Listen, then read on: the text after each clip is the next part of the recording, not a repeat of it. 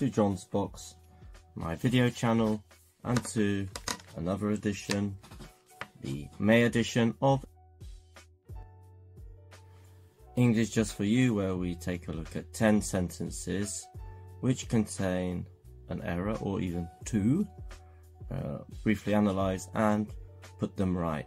So if you're learning English as a second language, particularly, this one's especially for you, but also if you live in the UK, sometimes don't know why mistakes are made, also it's for you. So sit back and relax and enjoy, and of course take part in this. Maybe you can spot the error before I tell you the error, so that's the challenge. Okay, sit back and relax and enjoy what you see.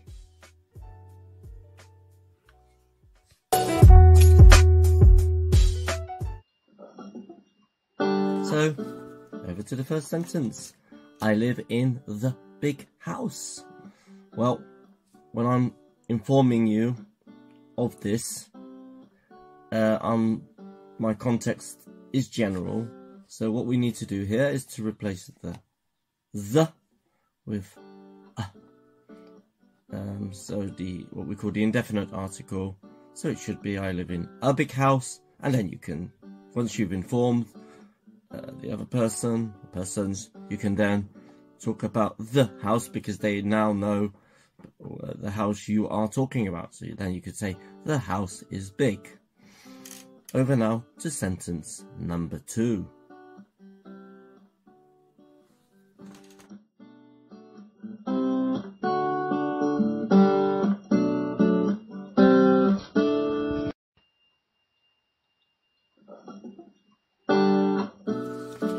Sentence number 2, which is, give I your name.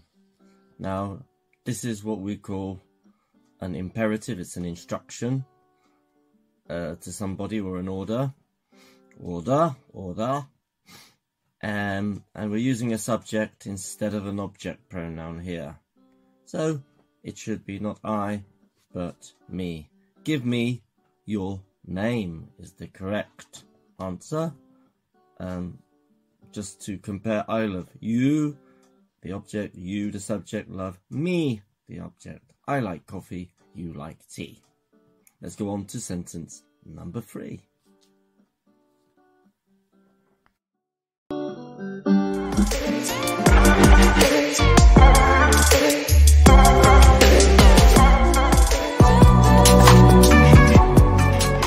Sentence number 3 then, you have right.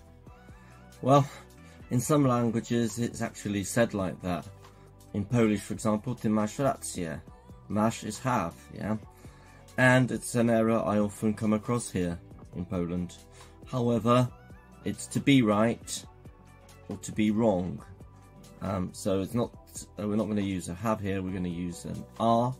You are right. We can use have with right as in a noun. You have the right. You have the right to say what you think in this case. So that's sentence number 3. Let's now go on to sentence number 4.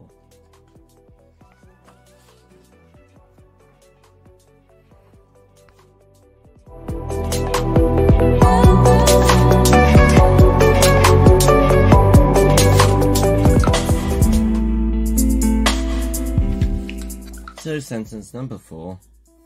It has been stolen yesterday. It has been stolen. Something has been stolen, but without the time. The time is not important.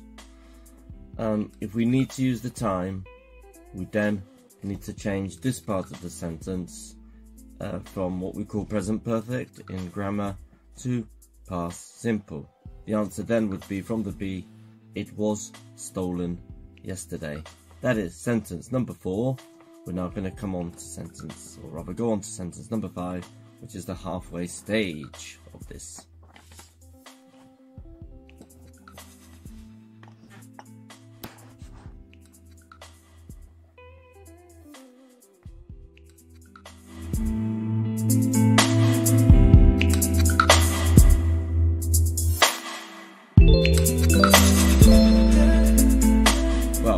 not quite the halfway stage because we're just doing 5 after we've done number 5. That will be the halfway stage. Okay. Sentence number 5 then. I don't know nothing. Yeah, you've got don't and a no. 2 negatives. So you don't have 2 negatives in the English language. I mean, yeah, in songs you do get it from time to time, like we don't need no education, rather than, which is wrong as well, because it should be we don't need any education or we need no education. The same applies here. I don't know anything. Don't and any is the negative. Or I know nothing. Like if you remember for 40 Towers or not, there was a waiter from Barcelona who would say, I know nothing. Well, not in an accent as bad as mine.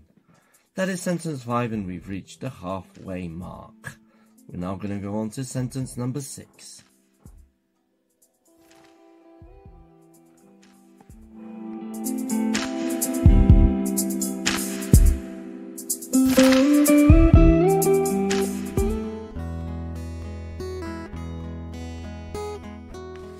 Sentence number 6 then, you can see some ABC there. Where you go on holiday? Well, yep, it's a question. It's probably understandable what the question is. However, should be an auxiliary verb here in this particular place. It's a you, so it's a general question in the present tense, present simple. Where do you go on holiday? Auxiliary question, auxiliary subject, infinitive. Over now to question number 7. Woo! Question number 7. Coming.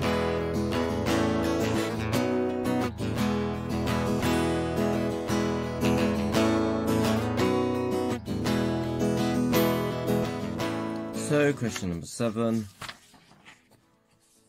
The bike is more expensive as the car. Okay, we're comparing the bike and the car. Actually, sometimes now bikes are more expensive than cars.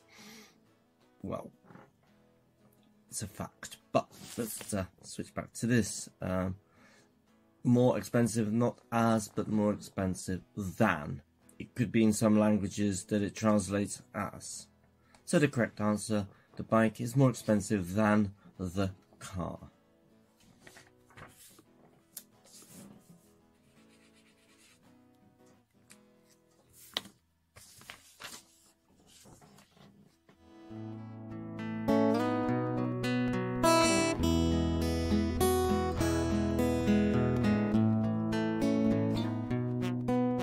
Sentence number 8. Another question here. It's a little bit jumbled up. Where from he comes. In some languages, again, that could be the particular sequence of words and the actual words used. Again, as I've just mentioned in the 6th or 7th example, we need an auxiliary subject infinitive in this way. Where does he come, and the from as a preposition at the end of the sentence. So the correct answer, where does he come from? That is sentence number 8. We're now going to move on to the penultimate sentence, number 9. I wonder how I'd say penultimate after a few beers.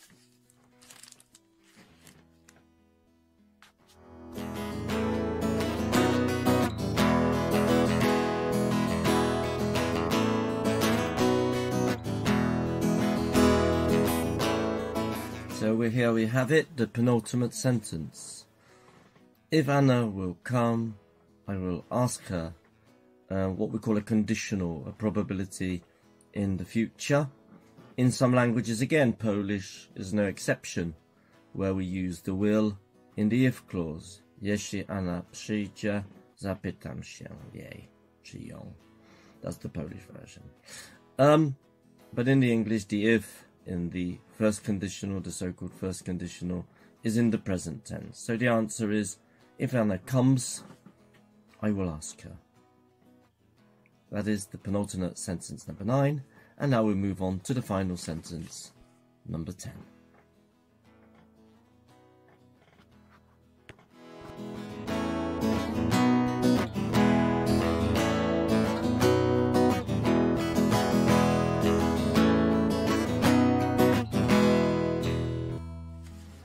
So here we have it. Sentence number 10. Another question. With a mistake, of course. However, in this particular example, we do not use the auxiliary, which is did in this case. The reason is because we don't know who performed the action, in this case, meet. Therefore, in these examples, particularly with who questions, when we're asking who, maybe we're asking about somebody who performed an action.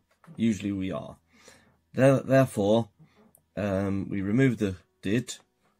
We use the past simple form of meet, which is met, and the rest is okay. So the correct version should be who met you at the airport. That is the final sentence here, sentence number 10.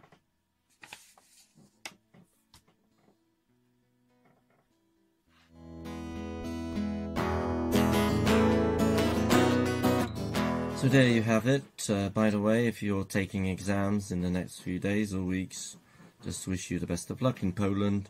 8th graders are taking their exams tomorrow. So I also wish them all the best. A couple of my pupils as well there. For example, if you go to campus school in Pszczyna, you're among them. Okay, that's it until at least September, even October. In the next few months, there'll be a regular new edition of my videos connected with the news. That'll be coming soon. And of course, if you have any comments, if there's something you don't understand, drop them in the comments. Yeah, because the best content, as I say, is always your comments. So that's it then for English Just For You. We'll see you again after the summer holidays, and that's it. Thank you for being with me, for watching all these language videos. Thanks, and bye for now.